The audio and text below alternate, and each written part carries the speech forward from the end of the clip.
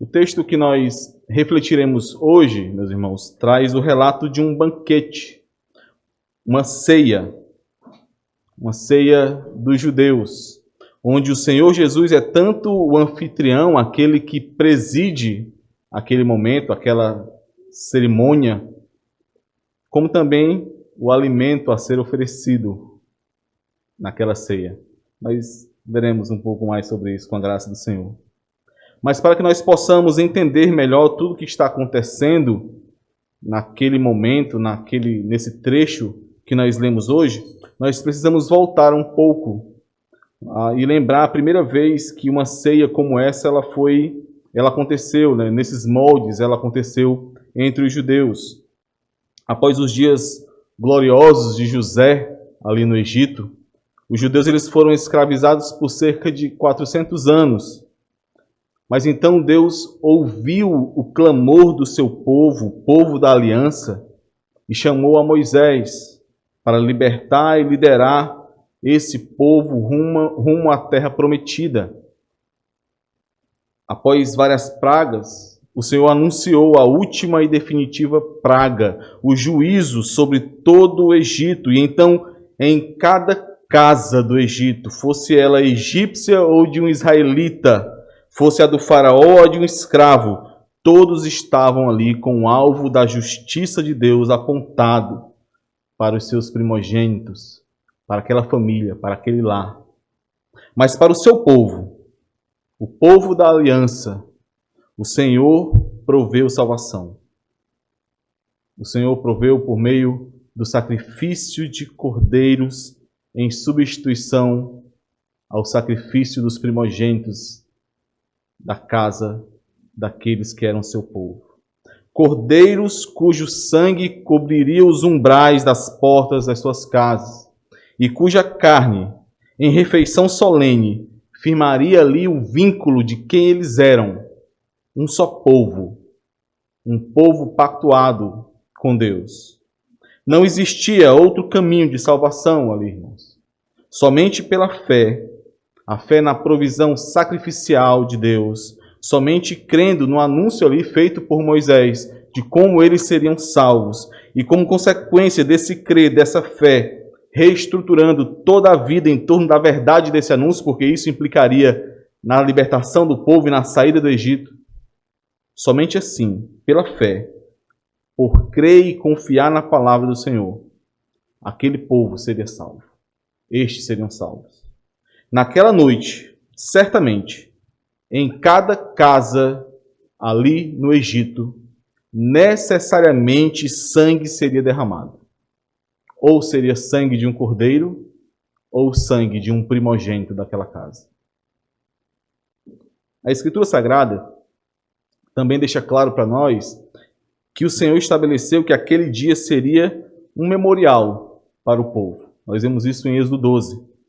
E não somente um memorial que celebrasse a lembrança da libertação realizada ali pelo Senhor, mas um memorial que edificaria o povo por meio da instrução sobre tudo o que o Senhor fizera no Egito, sobre como o Senhor se manteve fiel e lembrou do seu povo.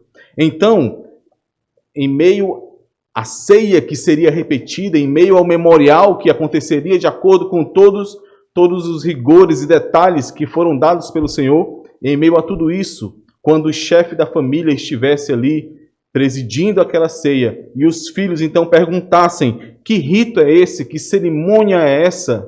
Então, esse chefe, esse pai, esse instrutor da palavra de Deus responderia: esse é o sacrifício da Páscoa ao Senhor, que nos libertou e nos salvou. É com isso em mente, meus irmãos, é com esse entendimento, é com esse panorama que nós devemos entender o texto que nós lemos hoje. A necessidade dos preparativos realizados pelos discípulos, como nós vimos aqui, a solenidade e o formato da cerimônia da ceia, tudo isso deve ser entendido dentro do contexto da Páscoa dos judeus e dentro dessa continuidade, desse progresso de revelação que nos é dado aqui. Então, eu até sugiro um exercício a todos aqui, leia em casa ao longo dessa semana, com esse texto de Marcos em mente e com aquilo que nós veremos hoje, leia em casa mais uma vez os capítulos 6, 12 e 24 de Êxodo. Leia e tente ali perceber as sombras que apontam para a substância que há em Cristo Jesus. Tente perceber ali como os tipos que se manifestam plenamente ali no antítipo, na revelação plena que há em Cristo Jesus. Perceba o plano de Deus sendo revelado progressivamente. Compare Êxodo com esse texto que nós vemos hoje. Qual é então o significado desse relato em Marcos, meus irmãos? Como esse texto nos ajuda dentro daquilo que eu sempre falo aqui, né, do objetivo dessa série, como esse texto nos ajuda a compreender um pouco mais sobre quem é o Senhor Jesus Cristo e ainda como essa compreensão, a partir do que nós vemos nesse texto, como essa compreensão nos constrange a vivermos para Ele, trilhando o caminho do discipulado de maneira digna daquilo que nós compreendemos sobre quem Ele é. Como? É sobre isso que nós refletiremos hoje. A ceia do Senhor, a comunhão com Ele à mesa, a plenitude desse relacionamento com Deus, esse relacionamento que foi prometido ainda na antiga aliança, que foi consumado plenamente na nova aliança, por meio do sangue do nosso Redentor. Qual é o caminho dessa comunhão? Esse é o tema da nossa reflexão hoje. Qual é o caminho dessa comunhão? E nós veremos 3 pontos: preparação, reflexão e graça. 3 pontos acerca desse caminho da comunhão. Preparação, reflexão e graça. Vamos orar mais uma vez. Santo Deus, nós nos colocamos diante do Senhor, tão gratos, Senhor, por tudo que o Senhor tem nos dado, por termos esse privilégio de cultuarmos ao Senhor, cantarmos canções ao Senhor, louvarmos o Teu santo nome, termos a Tua palavra em nossas mãos, sobretudo confiarmos no Senhor, que por meio da provisão do Espírito Santo que nos foi dado, o Senhor nos permite compreender com o coração um pouco mais sobre a verdade que nos é revelada em Cristo Jesus.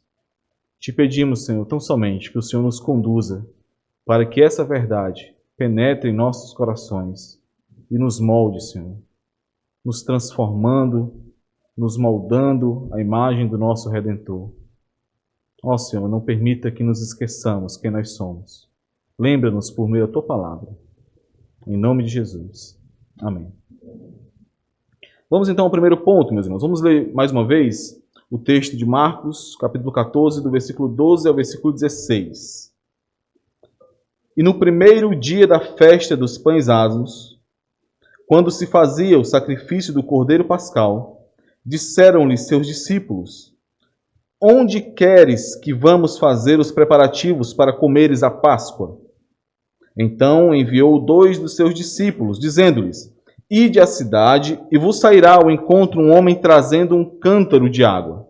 Segui-o e dizei ao dono da casa onde ele entrar, que o mestre pergunta: onde é o meu aposento, no qual hei de comer a Páscoa com os meus discípulos? E ele vos mostrará um espaçoso cenáculo mobiliado e pronto. Ali fazei os preparativos. Saíram, pois, os discípulos, foram à cidade, e achando tudo como Jesus lhes tinha dito, prepararam a Páscoa.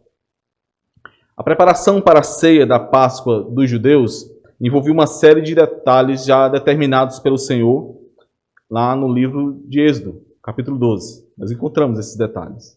Embora Marcos não destaque tanto isso no relato da ceia aqui do Senhor Jesus Cristo, a Páscoa judaica ela era dividida em 4 momentos.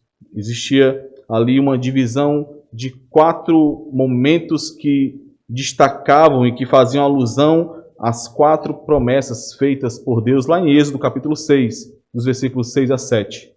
Essas 4 promessas davam a certeza ao povo, prometiam ao povo de que o Senhor tiraria o povo do Egito, libertaria esse povo da escravidão, iria redimir esse povo pelo poder do seu braço forte, pelo poder de Deus, e iria firmar um novo relacionamento com esse povo. Em cada um destes momentos, parte da refeição da Páscoa era oferecida, e não era só pão, irmãos. Tinha ali ervas amargas, pão, cordeiro, uma compota de frutas, não necessariamente nessa ordem, mas em cada etapa um alimento era servido, e junto com a refeição, aquele que estava presidindo a ceia, o anfitrião, ele levantava um cálice de vinho, após cada um desses momentos, explicava o significado daquela parte, o que aquilo consistia em meio a esse memorial, e então lia uma parte do Pentateuco, cantava junto ali com os demais um salmo. Inclusive, um destes salmos que nós cantamos hoje, o Salmo 115, está nesse grupo dos salmos de Alel, né? Do Salmo 115 ao 118, que era cantado ali em meio à ceia dos judeus. Os discípulos do Senhor Jesus Cristo, provavelmente aqui em Betânia, eles perguntaram, como nós vimos, em que lugar de Jerusalém, porque era em Jerusalém que deveria acontecer a Páscoa, mas em que local de Jerusalém eles deveriam preparar a Páscoa para Jesus. E a partir daqui nós vemos, irmãos, e isso precisa estar destacado aos nossos olhos, que Marcos descreve detalhadamente, e deve ser destacado aos nossos olhos, porque Marcos não faz isso constantemente. Marcos usa poucas palavras, ele não costuma detalhar tantos eventos que acontecem, mas aqui ele detalha, e ele detalha todas as orientações dadas pelo Senhor Jesus Cristo. O Senhor diz: vão à cidade, e um homem carregando um cântaro de água virá ao encontro de vocês. É importante destacar esse ponto, porque essa cena não era uma cena comum. A tarefa de buscar água nas fontes da cidade não era dos homens, era costumeiramente das mulheres. Eram as mulheres que traziam água para as casas. E somente aqueles lares onde pessoas muito ricas podiam utilizar servos, somente nessas situações um homem, um servo dessa família era enviado para realizar essa tarefa. Então não era comum encontrar um homem carregando um cântaro de água. Além disso, nós precisamos lembrar, como já falei aqui algumas vezes, que nesse momento da Páscoa, nessa semana da Páscoa, a cidade de Jerusalém estava muito lotada. Talvez 5 vezes mais o número de pessoas do que geralmente ela tinha, superlotada. Assim, ficaria ainda mais difícil, em meio a toda aquela multidão, encontrar um homem carregando um cântaro de água.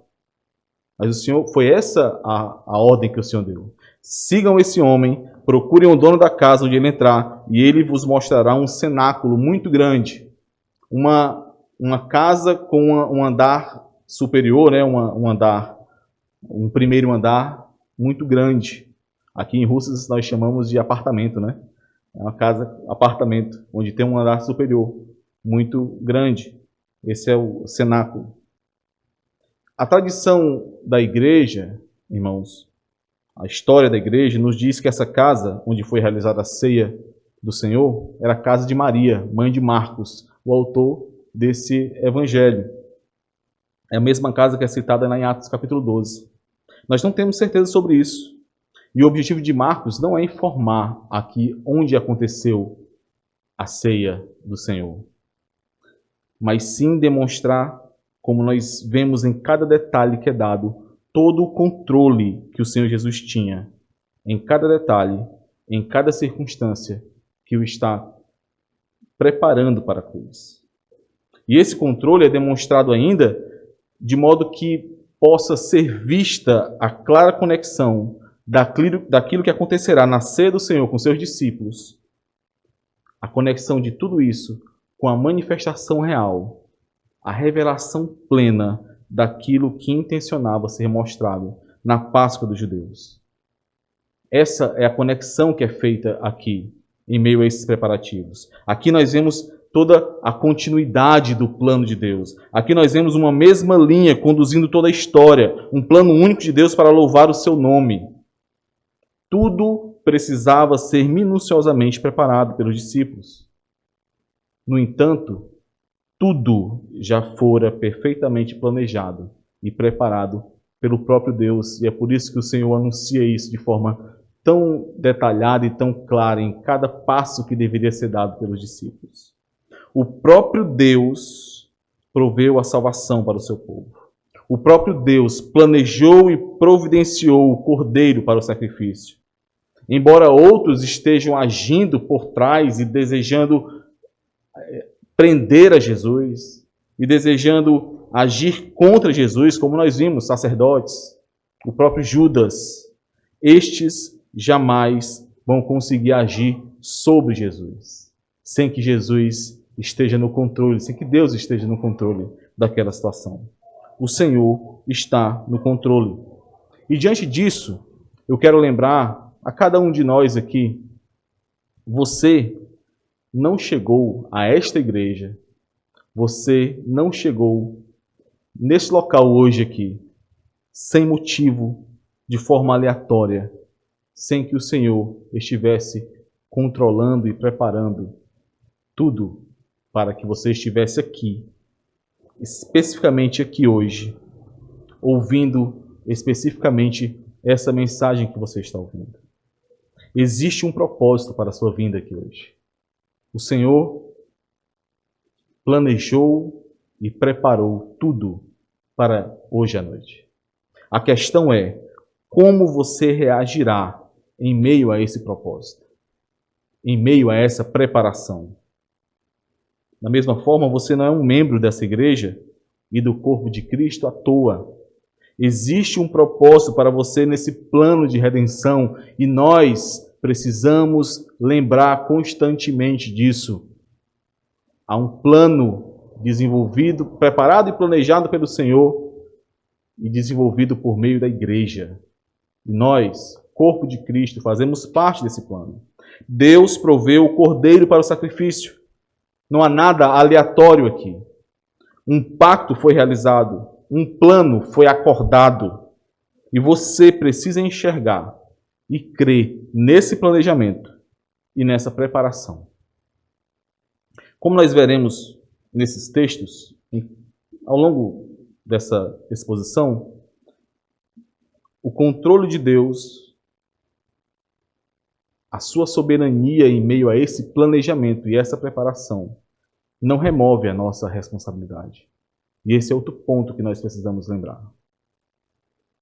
Em meio a esse plano perfeitamente controlado pelo Senhor, onde o Senhor dita cada passo que deveria ser dado, em meio a todo esse controle que está nas mãos do Senhor, existe também a atividade dos discípulos.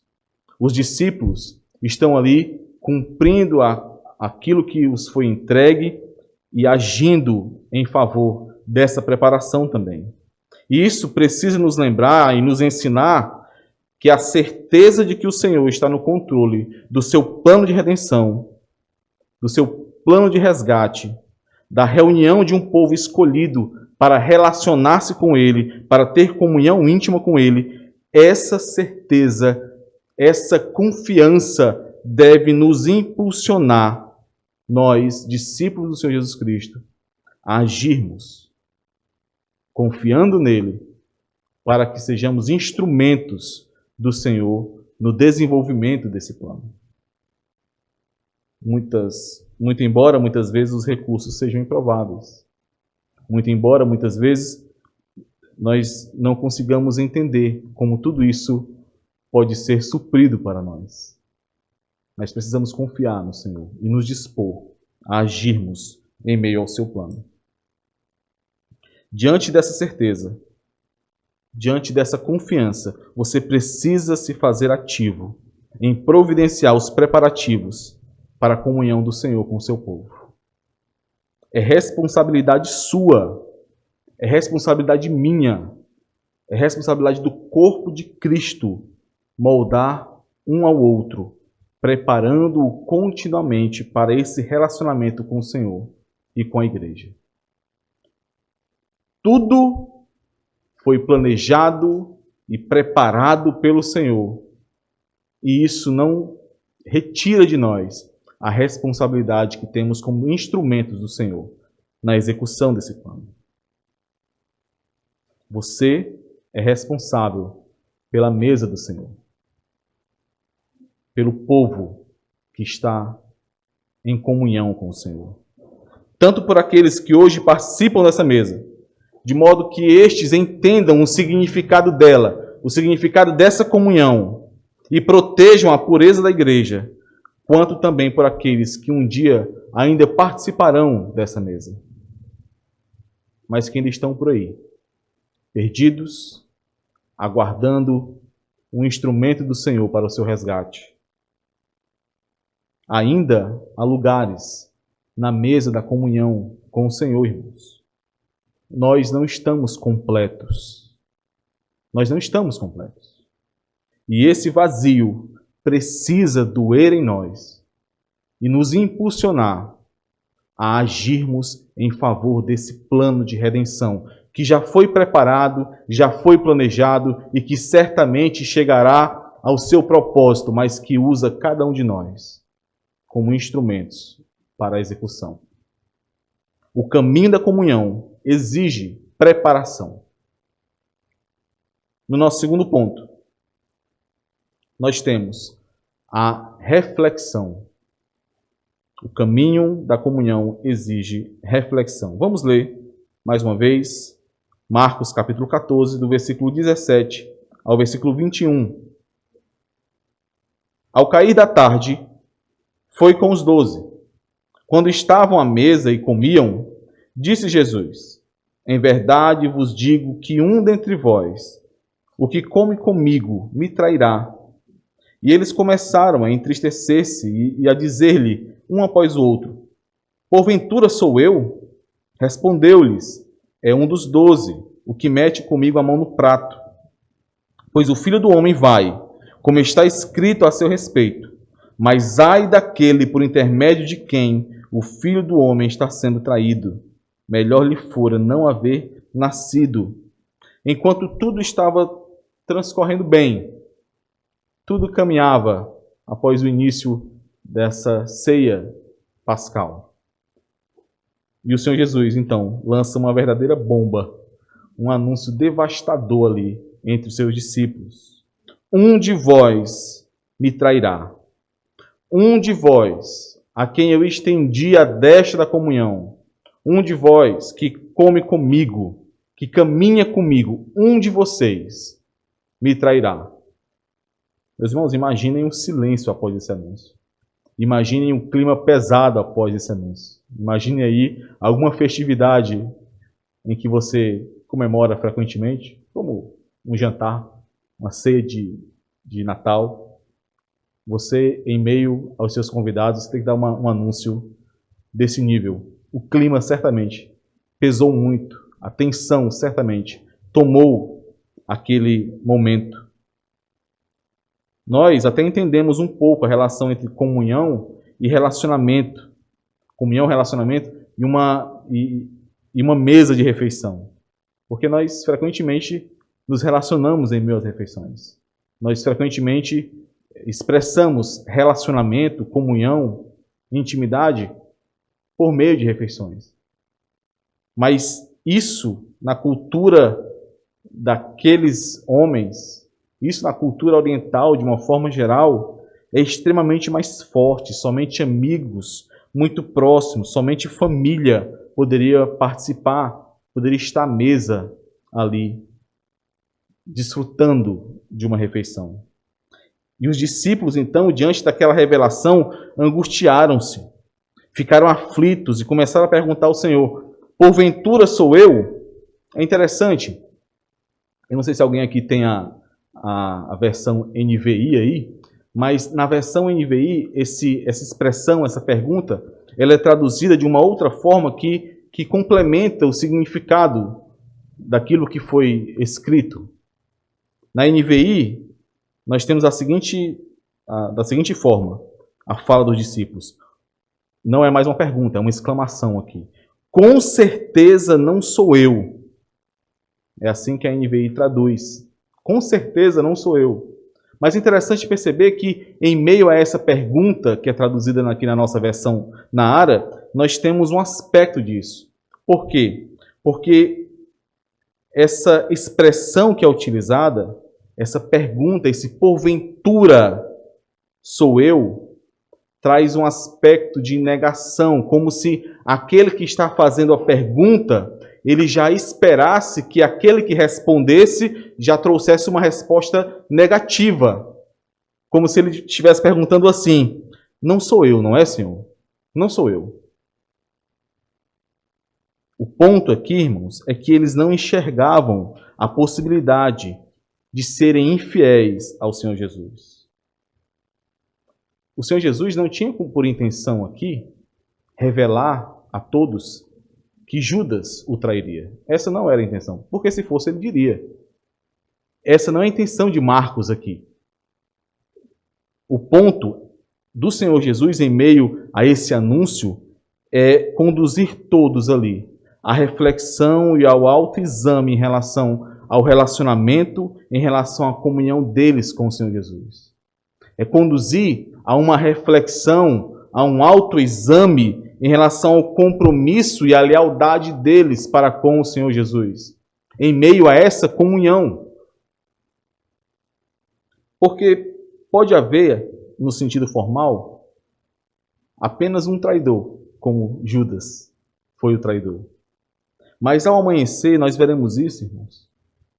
Quando o Senhor Jesus for preso, todos os discípulos, todos, em alguma medida, trairão ao Senhor Jesus Cristo. Em alguma medida. Em alguma medida, eles serão infiéis ao Senhor Jesus Cristo. Se não por cobiça, ou seja lá, o motivo a mais que motivou a Judas, se não por isso, mas por fraqueza, como nós vemos lá no Getsêmani, os discípulos que não conseguiam esperar pelo Senhor, não conseguiam guardar aquele tempo com Ele, ou por medo, ou por covardia, como é relatado em meio à prisão do Senhor, quando todos fogem. Marcos é muito claro, todos fogem. E o Senhor Jesus Cristo, no texto que nós, com a graça do Senhor, veremos em uma próxima exposição, que vai do versículo 27 ao versículo 31, né?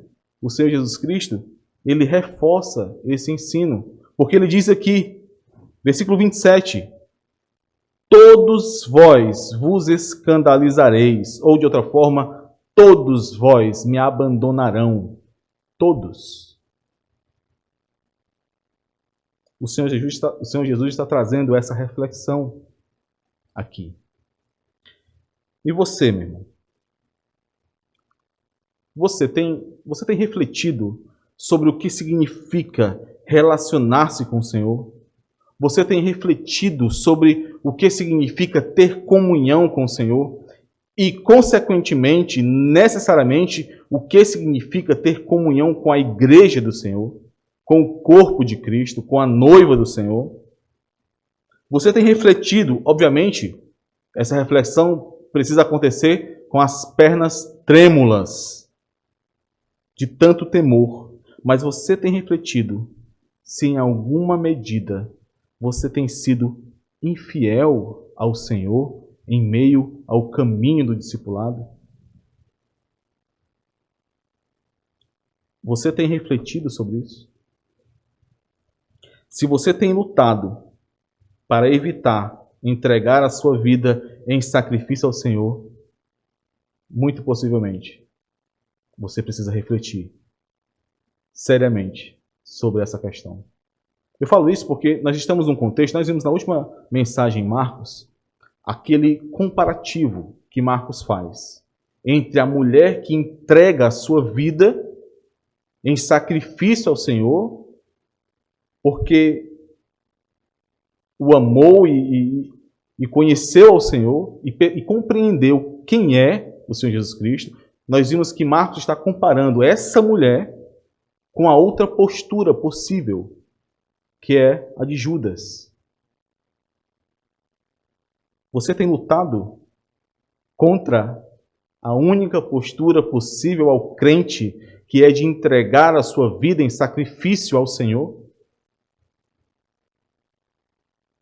Será que, se por evitar entregar a sua vida em sacrifício ao Senhor?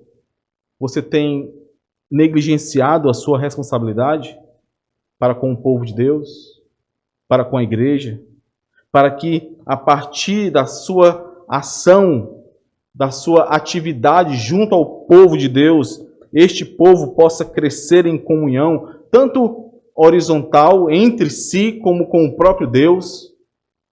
Você tem refletido sobre isso? Você faz esse tipo de reflexão quando mês a mês você vem à mesa do Senhor? Ou quando nós lemos aquele texto em Coríntios? Você sequer pensa sobre isso?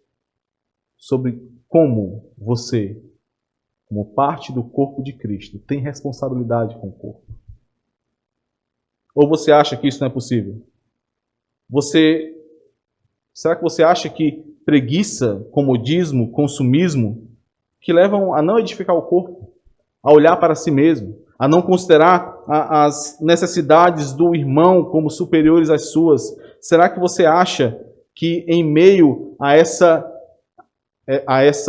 forma de viver sem distribuir os dons que foram dados a você com o corpo, sem edificar o corpo por meio dos seus dons, você acha que isso não é infidelidade para com o Senhor Jesus?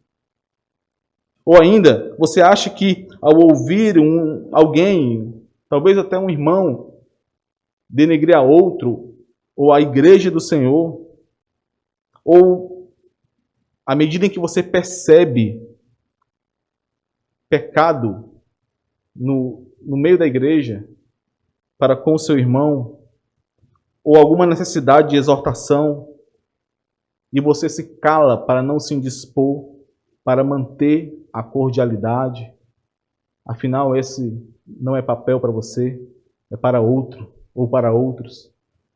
Você acha que isso não é temer a homens e ser infiel ao Senhor Jesus Cristo? Você tem refletido sobre isso? Se você faz parte do corpo de Cristo, é responsabilidade sua refletir, se examinar e fazer o que for necessário para que a comunhão na igreja entre os irmãos e a comunhão para com o Senhor seja mantida, custe o que custar. Essa responsabilidade é sua e é minha. E você será cobrado por essa responsabilidade. Porque o Senhor, e aqui nós vemos mais uma vez essa verdade sendo apresentada no versículo 21. Porque o Senhor controla e conduz a igreja. O Senhor controla e conduz todas as coisas, e tudo está de acordo com o seu plano. Mas ai daqueles por meio de quem as lutas, as quedas e a infidelidade vêm. E o que esse versículo 21 nos lembra é sobre responsabilidade. Pois o Filho do Homem vai, como está escrito. Como está escrito a seu respeito. Isso faz parte do plano de Deus. O Senhor assim decretou. Mas ai daquele por intermédio de quem o Filho do Homem está sendo traído. Melhor lhe fora não haver nascido. O controle total do Senhor, a soberania do Senhor, não remove a nossa responsabilidade. E nós, como corpo de Cristo, precisamos lembrar que é necessário refletir e discernir sobre a mesa do Senhor, sobre a comunhão com o Senhor, sobre o relacionamento tanto com o Senhor como com o seu povo. Esse é um exercício contínuo. E quando um crente falha nesse exame, quando um crente falha nesse discernimento, cabe à igreja, cabe a você e a mim, a responsabilidade de conduzir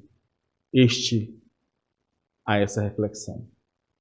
Mesmo que o clima pese como pesou naquela ceia, mesmo que a tensão se instaure naquele momento, mesmo que você ali comece, de alguma forma, por imaturidade do irmão, por pecado do irmão, comece a sofrer danos por conta disso. Mas é uma responsabilidade da igreja.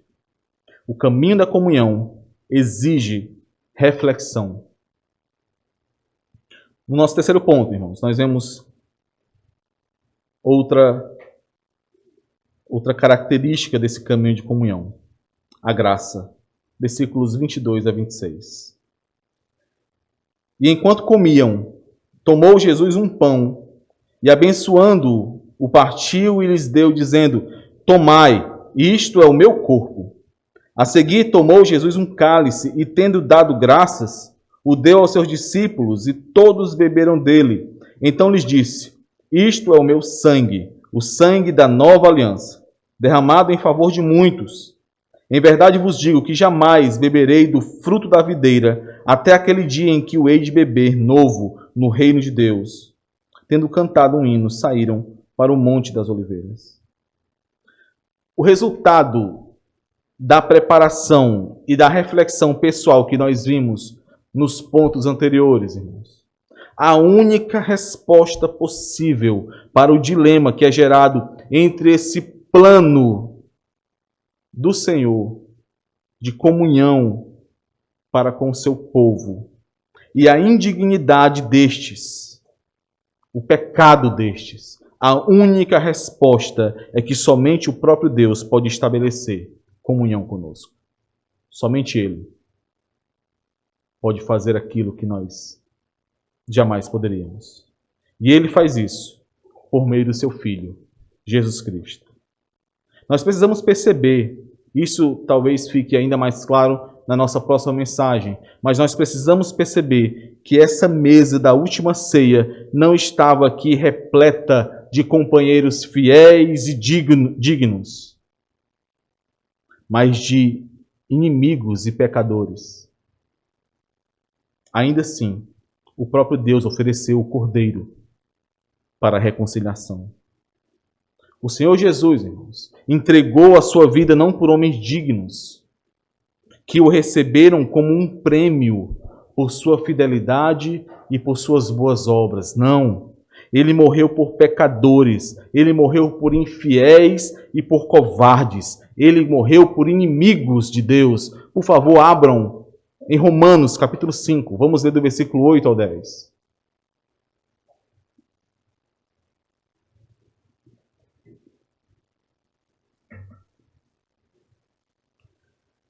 Romanos capítulo 5, do versículo 8 ao versículo 10.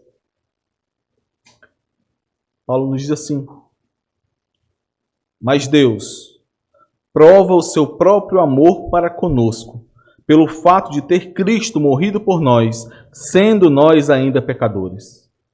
Logo, muito mais agora, sendo justificados pelo seu sangue, seremos por ele salvos da ira.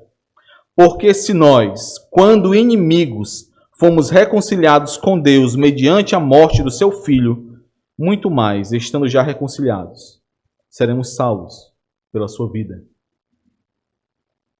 Não importa a imagem que você tenha formado de si mesmo. Nós formamos, muitas vezes, imagens completamente diferentes daquilo que nós realmente somos. Não importa a imagem que você tenha formado sobre você. Não importa o que outros tenham dito para massagear o seu ego. Não importa. Não importa quão bom você ache que você é. Não importa quantas boas ações você já tenha feito, quantas boas obras você ache que faça, e que assim, por meio dessas obras, você pode ser credenciado a participar da comunhão com o Senhor. Não importa. Somente por meio do sangue do Senhor Jesus Cristo, derramado naquela cruz, é que essa comunhão é possível. Não há outro caminho de salvação. E isso é feito não como uma recompensa, mas por graça a pecadores e a inimigos. O que nós encontramos no versículo 23, irmãos, seria um momento, ou parte daquela liturgia, parte daquela cerimônia, daquele rito que que aconteceria um pouco antes do quarto momento da Páscoa dos judeus, da parte final da Páscoa dos judeus. Nesse momento, o anfitrião, aquele que estava dirigindo aquela cerimônia, ele tomaria o pão, abençoaria esse pão e então explicaria a cada um que estivesse presente ali que aquele pão era um lembrete simbólico da escravidão e da libertação que aconteceu no Egito. Nesse momento, era costume ser dito por aquele que presidia algo do tipo: este é o pão da nossa aflição, para lembrar daquilo que aconteceu no Egito. Esse é o pão da nossa aflição, o pão que nossos pais comeram no deserto, na nossa libertação, no nosso êxodo. E o que é que o Senhor Jesus Cristo diz aqui, nesse momento? Tomai, isso é o meu corpo. Talvez isso tenha sido mais surpreendente para os discípulos do que a própria revelação de que tinha um traidor ali. Tomai, isto é o meu corpo. Este é o pão da minha aflição. Este é o pão do meu sofrimento. Eu entregarei a minha vida e vos libertarei definitivamente. Eu me sacrificarei e vos livrarei da verdadeira escravidão. E esse talvez seja o principal resumo que nós fazemos de todo esse trecho da ceia, meus irmãos.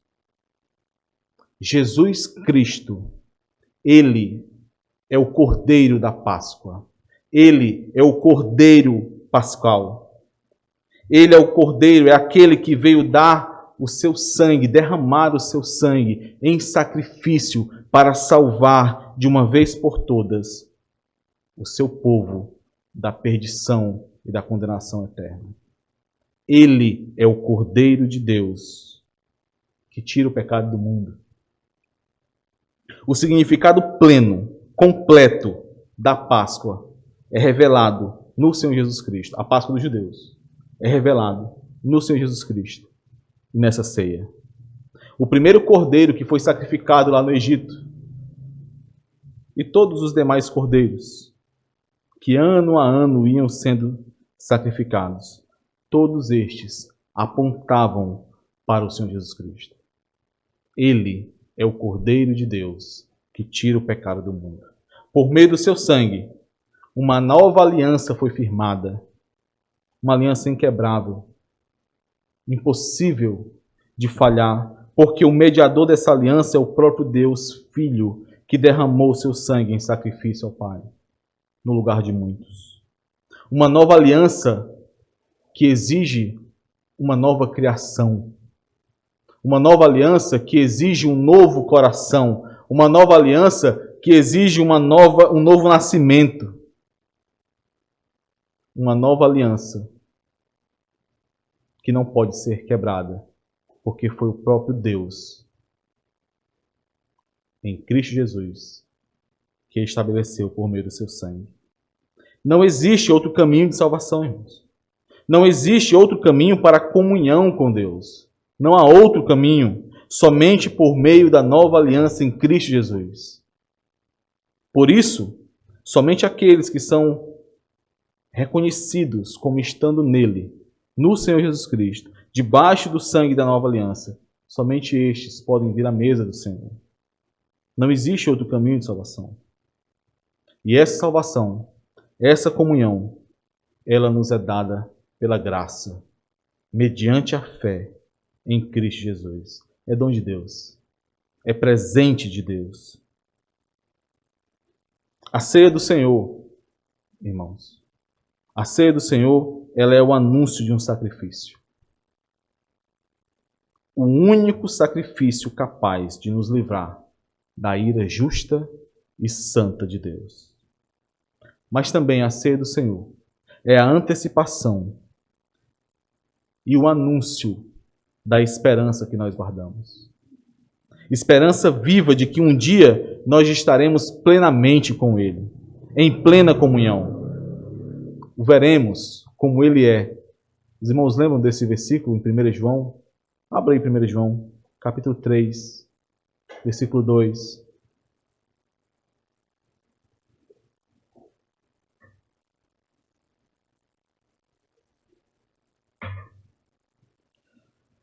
Amados, agora somos filhos de Deus, e ainda não se manifestou o que haveremos de ser.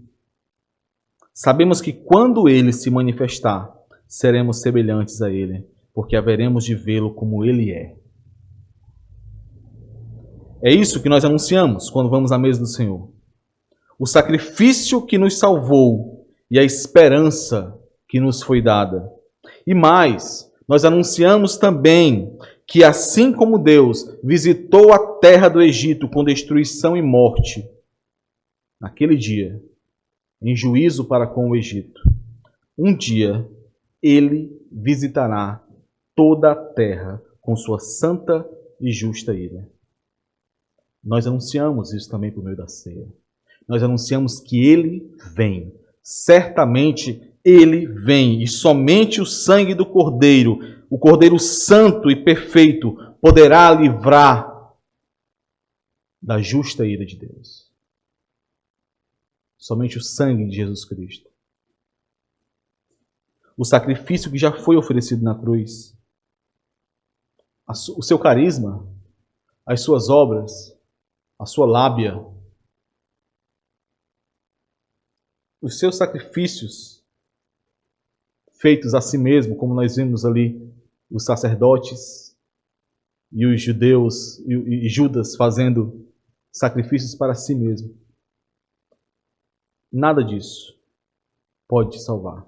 Somente o sangue do Senhor Jesus Cristo.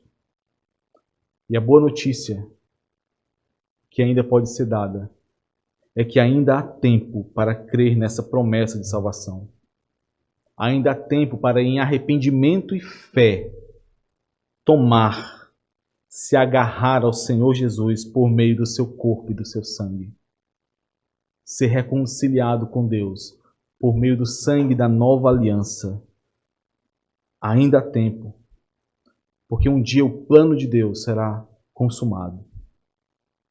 E assim como o juízo de Deus caiu sobre o Egito, naqueles dias de Moisés, esse juízo cairá sobre todo o mundo. Quando o Filho do Homem vier, não mais como o cordeiro manso e humilde, mas como o leão, justo e poderoso. E todo olho verá. E não terá como, ninguém terá como escapar da sua justa ira. Que nós possamos nos lembrar dessa realidade, irmãos. Quando nós encontramos aqueles que não conhecem a Cristo ainda. Que nós possamos nos lembrar que um dia, assim como um dia no Egito, a proclamação da palavra de Deus foi aquilo que permitiu que muitos pudessem crer e manifestar sua fé por meio do sangue do Cordeiro. Nós precisamos nos lembrar que é por meio da proclamação da palavra do Senhor, das boas novas de Cristo, que estes que estão por aí, perdidos, mortos em seus delitos e pecados, poderão, por meio do sangue de Cristo Jesus, serem salvos. E não somente salvos do inferno, que é algo devastador, mas salvos de terem a eternidade distantes do amor e da revelação do próprio Deus, tendo somente a manifestação da sua ira eternamente. Que o Senhor nos conduza a proclamarmos isso, sabendo da urgência disso. Vamos orar, irmãos. Ó Senhor amado, nos perdoa, Senhor. Nos perdoa por tão facilmente nos esquecermos de quem somos e de que temos uma missão. Nos perdoa por tão facilmente nos acomodarmos com esse mundo e esquecermos que somos de outro mundo, de outro reino, e vivemos para o Senhor. Ó Pai, tão precioso sangue foi derramado para que pudéssemos ter vida, para que pudéssemos ter comunhão com o Senhor. Ó Senhor, nos fortalece, nos levanta e nos coloca em ação para servirmos ao Senhor, para sermos ativamente, intencionalmente, Senhor, proclamadores do Teu reino, embaixadores do Teu reino, instrumentos, Senhor, que conduzem os preparativos e conduzem a reflexão e a toda a preparação para a grande ceia que um dia nós desfrutaremos com o Senhor. A grande ceia que é a nossa esperança de que um dia nós estaremos com o Senhor. Nos abençoa, Pai. Abençoa a Tua igreja. Em nome de Jesus. Amém.